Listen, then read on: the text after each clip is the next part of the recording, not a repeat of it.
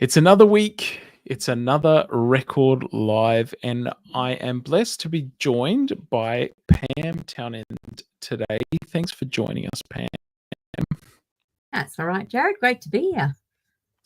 Now, usually we have Zanita co-hosting this program. Zanita is very lucky. She is hiking in the mountains of Nepal at the moment. Wow. Lucky her. That's Taking awesome. some well-deserved rest, some well-deserved leave. So we pray that she's having a good time and a safe time. But today, Pam, we're going to talk about a topic that is close to your heart, I believe. I've seen you buzz with activity over the past few years around 10,000 Toes and its ministry and its mission. So I think it's a really important conversation to have because there's definitely some social issues and some cultural issues around this. But there's also some practical things we can offer as a church to the communities and the societies that we live in. And we always like to focus on that in Record Live. So as we get started today, tell us a little bit about 10,000 Toes and some of the background, where it comes from, why 10,000 Toes. It's a sort of funny name for an organization. Give us some of the foundation for that. Sure. Okay. Well, 10,000 Toes, as of October, which we're currently in, is 7 years of age. So 7 years ago, Dr. Chester Coomer, Dr. Paul Rankin and I were all having a conversation, and it was around what Chester had been doing during a leave break. And long story short, a couple of his colleagues had died as a result of diabetes. And that immediately tapped my heart, because I have in my family a history of diabetes. So I went, my goodness, here's another situation. Here we are at the SPD Health, and lives keep being cut short because of diabetes. And then Paul went on to say, well, you know what? Diabetes in his family as well. And so we just went, my goodness, all three of us have been impacted through death due to diabetes. And here we are in the health department in the prime seat, I guess, to be able to do something.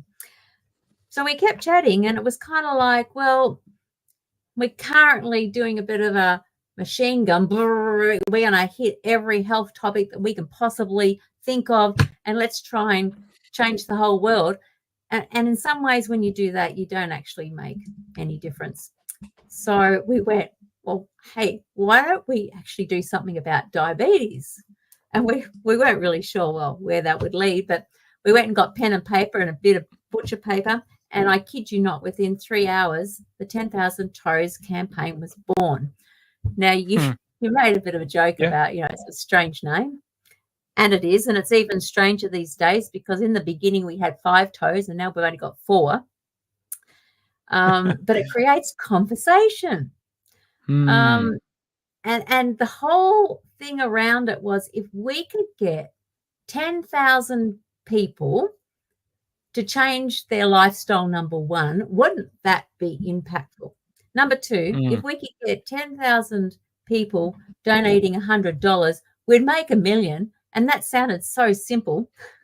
And then we'd have enough money to say to the governments, hey, this is what the health message looks like under the 10,000 Toes banner, and it actually works, and here's the research. So, that's a little bit of the background story to how 10,000 Toes was born 7 years ago. I've always thought it had something to do with the amputations. Tell me a little bit about the sort of connection between diabetes and toes or limbs. Yes. And what sort of maybe it's a good opportunity to share with our listeners some of the stats around this area, because they're quite frightening. Like, they're quite graphic, some of the stats and some of the the things that we see, some of the complications that arise from type 2 diabetes in the Pacific especially. So You're share some right. of that with us. Yes. So basically, once we got the 10,000 Toes name, we then got our computers and started going, well, how big a problem is diabetes in the Pacific? And that's where we discovered, when we took all the numbers that the statistics were given us, every 20 minutes an amputation was occurring if we took all the countries. Now, this was really significant for Dr. Kuma because he is a surgeon, or was a surgeon, in the Solomon Islands. And Jared, what he did every day was chop off limbs. So all of a sudden, not only had he lost colleagues, but when we looked at the stats, he's going, and he was able to flesh it out, for want of a better term, no pun intended, to say that he got to the stage he was sick and tired of chopping off limbs, and there had to be a better way. And that's why when the South Pacific Division called him to be the health director, he gladly put down tools and said, yes, I want to be a part of that change. So, we're looking at 74% of people are going to die of a chronic disease, and one of those is diabetes. And so if we tackle diabetes through lifestyle, we're also going to address the issues of heart attacks, cancers, every other disease that possibly can come under the lifestyle disease category. And so that's why we went, let's narrow it. Let's bring it down to one thing that we were really passionate about. But what I've discovered as I've gone on the journey is that diabetes is affecting everybody. If you're not diabetic, you will know somebody in your family or have a friend who is. And so this isn't going away. So let's talk about that elephant that is in the room. And just to put that into some perspective, by the end of this conversation, someone in the Pacific is going to have had an amputation. By the end of, 5 minutes after our conversation, there'll have been two people will have actually experienced this. And isn't that just sad? in the short time that it takes and that is a life-changing thing, to have a limb or a digit or a foot or something have to be cut off. Without getting too graphic, people might think, but diabetes is a sugar disease. If I've got my pancreas isn't working properly, I'm not producing insulin, so I need medication to help that because I can't process the sugar. So, but what's that got to do with my fingers and my toes? People may not understand That's a good the point. ins and outs of the disease. Yeah. Sure. What connection is there? Yeah, what we're actually talking about, there's actually more than one type of diabetes. So the one where your pancreas doesn't work, that's type 1. And you definitely need to have injections generally for that, because you need help. But then there's type 2, and that's where our diet and our lifestyle has impacted us, and it means that our pancreas and our body is not working. It's sluggish because we have, how can I say kindly, we have not been kind to it, and we've allowed it to break down. But research shows, a lot of research these days, that by changing our lifestyle, by stop being so immobile, getting up and moving, we can actually reverse. So diabetic people, we've got statistics to show that there is a strong possibility. There's always the others that don't fit into, the research pattern, but you can change and make a difference. And I think that's exciting, because we've got lots of impact stories these days where people have come, they've been screened, they have discovered they're pre-diabetic, they've discovered they're diabetic, and by going on a lifestyle intervention program, can actually wave the flag and say, I'm no longer diabetic, or I'm no longer pre-diabetic. And you know what? That's powerful. And your body can go into that healing mode. And God created us to heal, but we have to feed it the right medicines. And by that, I'm not referring to a capsule or any other artificial means. I'm talking about those good old greens, the vegetables, the fruits, the legumes, the herbs, all those things that God gave us way back in the beginning. And so diabetes, type 2 diabetes, can affect your circulation, I understand. And so you Yes, get poor circulation in your fingertips and your toes. It starts at the extremities. it And does start. those things, it's almost like they start to rot and they need to be cut off. They can get Yeah, infected. I know in the tropics, it's hard to sometimes, a normal cut can turn into a sort of festering wound in the humidity, and it doesn't heal properly. And yeah. this is where I guess some of the amputations stem from. What are the figures like through the Pacific? I'll always be struck. I traveled up to a very remote place in Papua New Guinea, and off one of the planes that was on the grass airstrip were probably 90 odd boxes of 2-minute noodles. And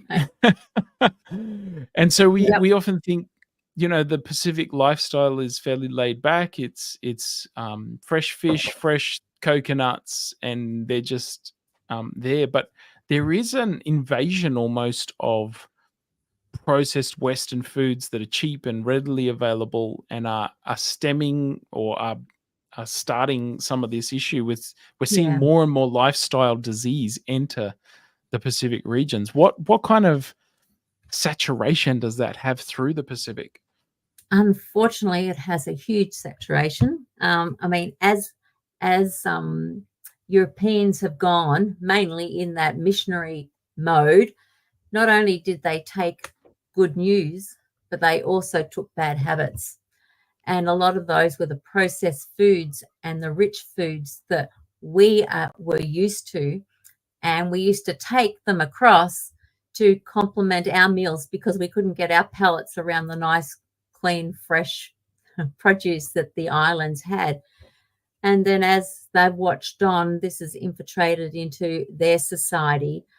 And for many reasons, they've looked and gone, well, you've brought us good news, and you've brought us also these foods. They must be good, because a lot of the other information that you have given us has been good. So why not adopt your food habits as well?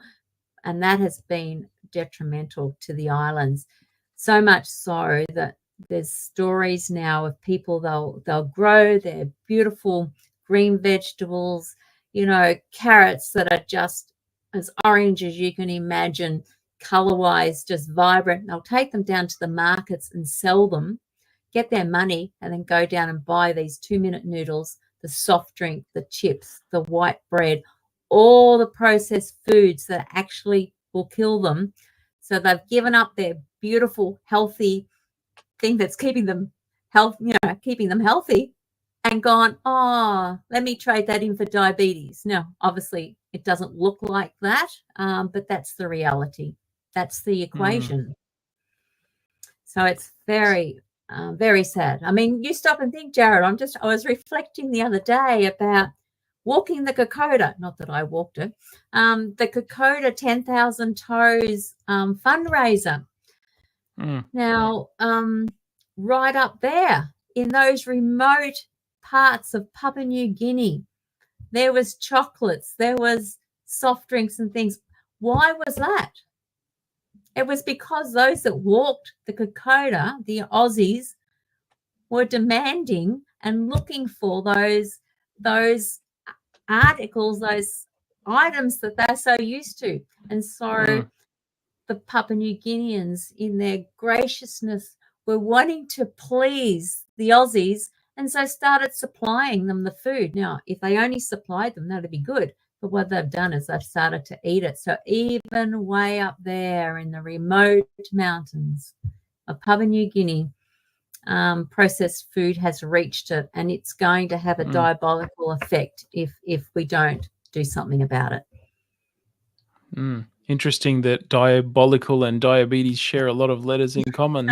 That's true. Hadn't thought of that. That's good.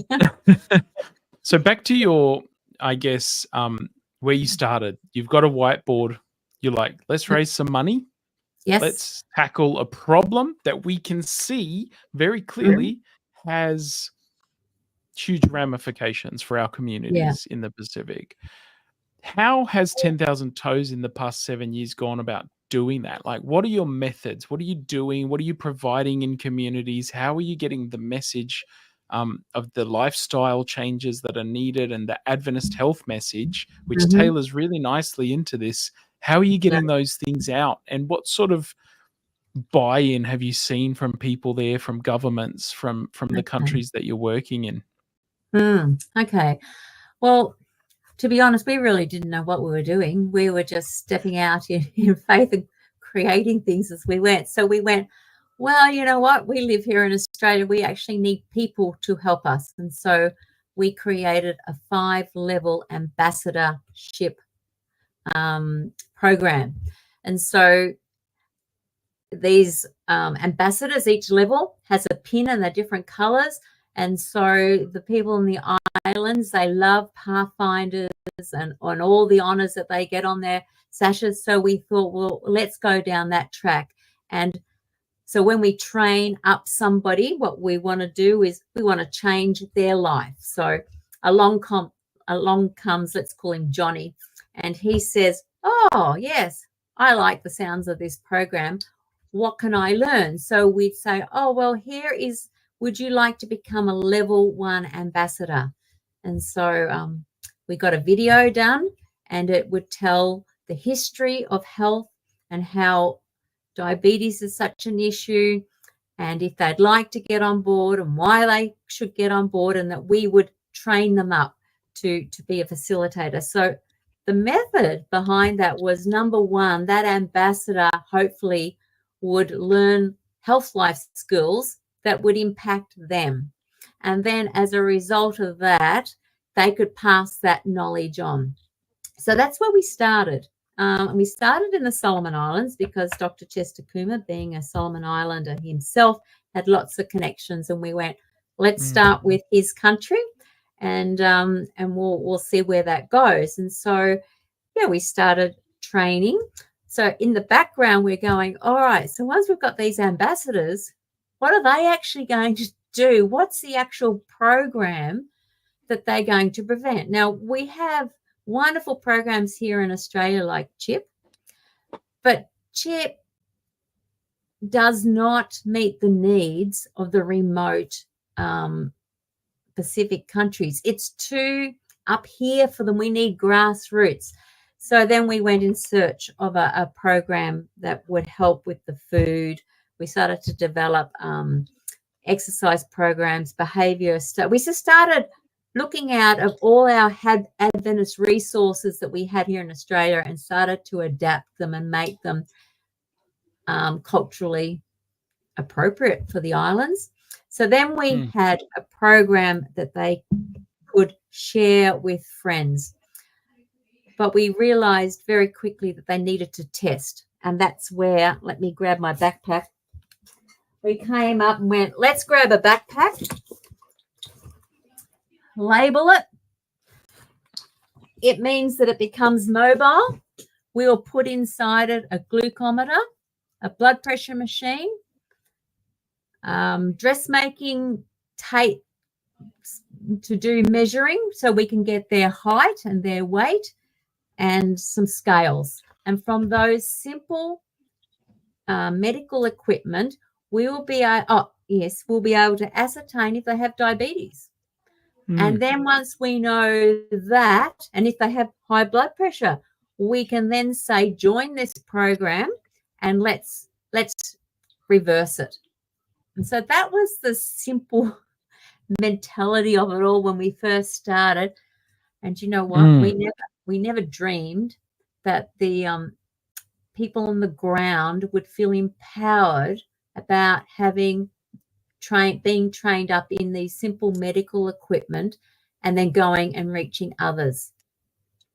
So much so that last 2 weeks ago at our third summit for the Trans-Pacific Union, we announced, after doing a whole lot of calculations, that we have almost 11,000 ambassadors out there across 13 countries using the backpacks, doing screenings, running intervention programs, which we have a whole range of them these days, and really making a difference. And I think it's just so appropriate at this time to shout out to all those 11,000 people, because some of them could be watching, because they do love to follow the record, etc.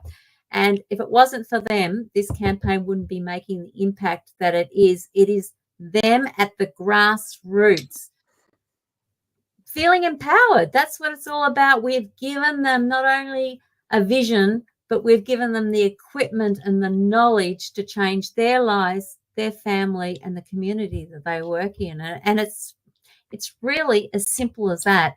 And we've blended that in with the discipleship movement that the SPD has, because that's very important, that health is all about 7 dimensions. You know, it's not just what goes in your mouth. It's not just moving, but it's our brain. It's our, are we coping? It's how are we positive? So we use Darren Morton's Live More project as one of our lifestyle interventions, which helps with positive thinking and all those kind of things. In case people listening haven't heard of it, it's an amazing program. And we just go around, we talk about the environment. We talk about your vocation, you know, as in, do you, as an ambassador, you have the opportunity to give back, to serve your community. You know, we delve into the intellectual, but we love talking into the space of the spiritual. And so, yeah, that's the journey. And we can connect because we work with Adventist pastors and school teachers and all those, that as we find somebody who is interested in these other dimensions, we are connecting people, and that leads to wonderful stories of, you know, just healing in not only physical but spiritually and emotionally and all those other areas as well. There's a number of things I love about that, especially the sort of equipping the grassroots. And, you know, you set out to have maybe 10,000 people helping, but now you've got 11,000 ambassadors. You've sort of surpassed that mark, and yet the need is so great. I guess it needs to keep going. Growing. What about you know, I've noticed, and I can't help but notice because it comes across my desk on the record news sort of coming out. There's been a lot of work that 10,000 Toes has done, even with government level. Yes. So there's the grassroots sort of helping equip local people, especially our church members have put their hand up and said, I want to be involved. That's great. But what about, you know, in some ways, it seems like 10,000 Toes is attempting to change the face of some of these nations by working with the government, the health departments, to really make an impact at that level. What does that look like for 10,000 Toes? Yeah, mind-boggling, really. It almost frightens me when I think about the capacity, the opportunities that are out there. We're working with the Fiji government and their health team.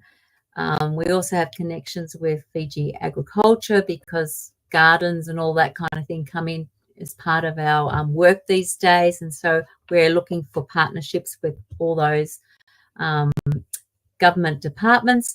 We've also had a couple of awards from the World Health Organization, and they enabled us to go and work in Nauru, and they paid for us to go there. We need to build stronger ties, and as we keep getting the screenings and the results from that, it enables us to keep showing that the research, because everyone's interested in research. It's probably the furthest from where I am. I don't have a research mind, but I have Dr. Lillian Kent, who works for us, and she loves that space. Isn't that funny? We all are gifted to do different things, and Lillian just loves all those numbers, and she has an amazing mind. Yeah, she wrote the Live More Abundantly program originally, and she's doing another Step Up to Wholeness currently for us, which are intervention programs that will help take people on a journey, but look at their statistics, which will enable us to then go to the governments to prove that the Adventist health message does work. And look, we know it does, but we have to repackage it. And I think that's the beauty of 10,000 Toes. It's got an attractive name. It grabs people's attentions and their curiosity. And then when they hear and I get to share, you see the lights going on and they're going, oh, yeah, that's really cool. And it's the same with the government.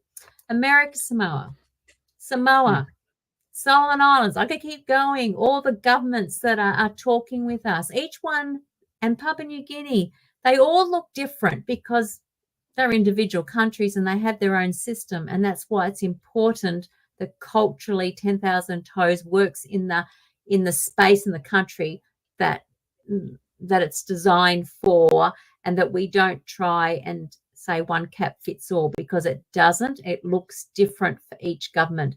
But the people on the ground, they know how to work in that space, and it's very exciting. Solomon Islands, their big thing is the government they've got a partnership within churches.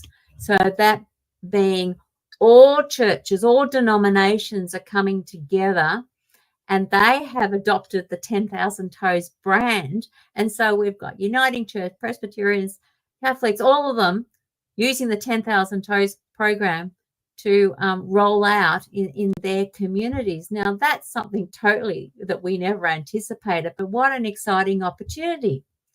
In Solomon Islands, Dr. Chester Coomer has been invited to islands that in the past have said, sorry, Seventh-day Adventists, we don't actually want anything that you've got to offer us. We're quite self-sufficient and we're all right.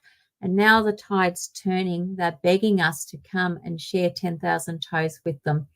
And it's just amazing the change that the campaign is bringing, different ways for different countries, but they've all got exciting stories of impacts.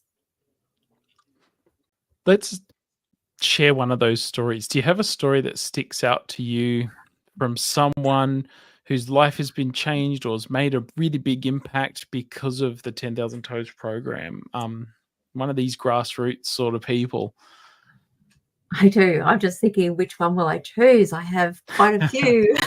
I was sharing with somebody this morning, a couple. I get quite excited about these. But look, let me go with the Solomon Island one. There was a guy, his name's Alex. He actually had been in a lot of trouble. He had been experimenting with drugs.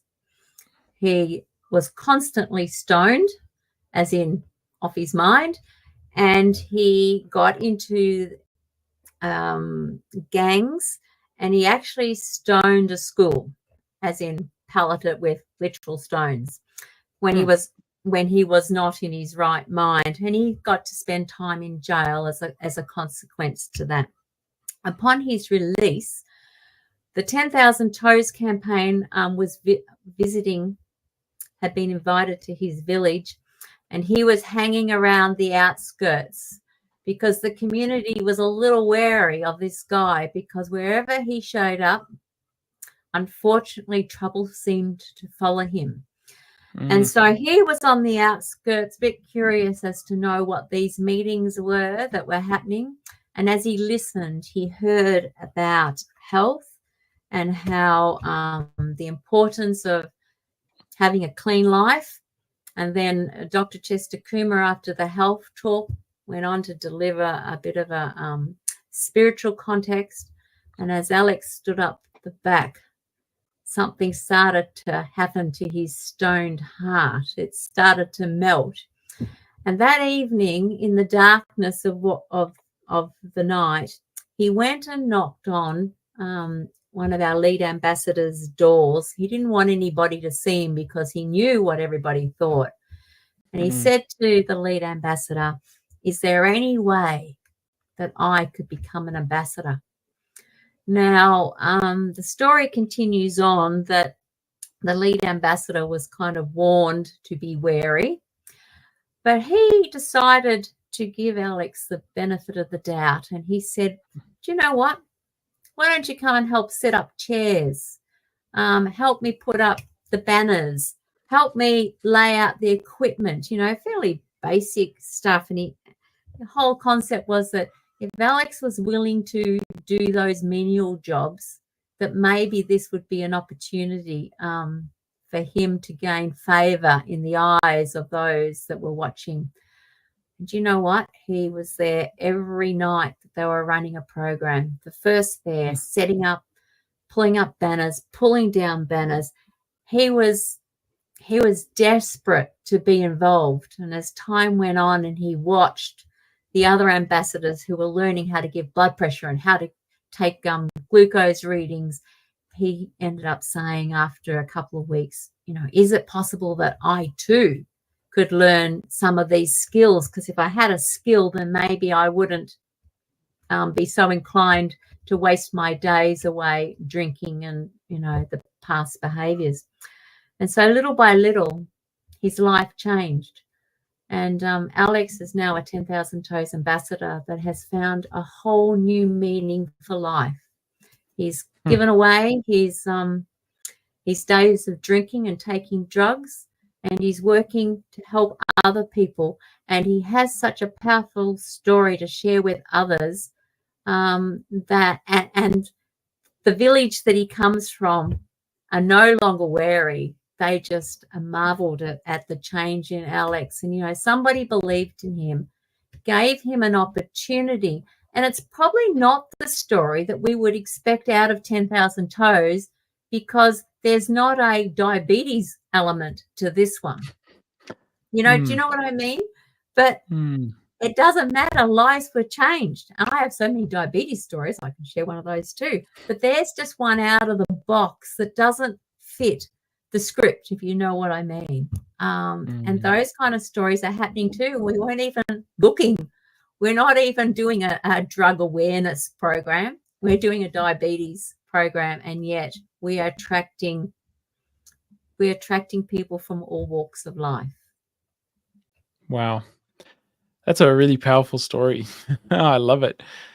We're finishing up. We're running out of time, Pam. It seems like we could talk for much longer. But as we leave, we'd like to get practical on Record Live. Give us, in a nutshell, just something to take away from us. What can we do in our own maybe walk this week? Maybe a lesson that you've learned from 10,000 Toes that just encourages you, that you could leave with us to maybe get active in our Christian lives.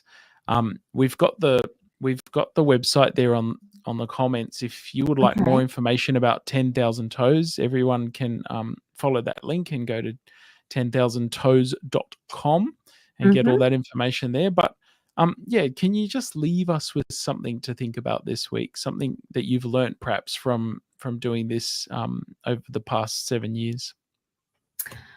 Oh, yes. Okay. What would be the one thing? That's narrowing it right down, Jared. Look, we rub shoulders with people every day. We live next door to people, whether we're in a unit or we're in a house. We all, and I say all, have health issues. Now, it doesn't necessarily mean it's physical. It might be emotional. It may be spiritual. It may be intellect, as in we are complex people. We need to get to know people, because until they know how much we care, until they know how much we care about them, they're not interested in anything else. And I've learnt that if we just take the time to connect, we will find a way that we can impact their lives, and it might be that you can offer them direction. Now, they might be struggling with diabetes. You could direct them to the website, because on there's recipes, there's stories, there's ways that they can get in contact and help. there might be churches out there that are going, man, I'd like to help the 10,000 Toes campaign. We're next year wanting to transform all our adopted clinics into wellness clinics. That is going to be a huge next step. Dr. Chester started the adopted clinic many, many years ago, but due to hurricanes and so, bad weather, there's a lot that need repairing. There's so much that can be done. And I just invite people that whether it's personally, whether it's connecting with your neighbor, whether it's connecting or praying or getting online and donating or just praying for the campaign, don't think about it, do it, because it will make a difference, whether it's a financial, whether it's a prayer, whether it's connecting with your neighbor. The rewards we'll never know until we get to heaven. There you go, folks. Don't think about it, just do it. Just do it. Some words of wisdom today. Hey, Pam, thanks so much for sharing your experience, some of the amazing work of the 10,000 Toes ministry. I've seen firsthand the health checks on the Kokoda track and carrying those backpacks to give out to the villagers there, and how much it's appreciated. Some people who have never seen a doctor as such before and just feel valued because someone's come to check on their health. So it's a really important ministry, and thank you and the team and all your ambassadors for everything that you guys are doing to turn back the tide on diabetes in the Pacific. All right, everybody, we've come to the end of our program. God bless you. Have a good week, and we'll see you again next time on Record Live. Bye.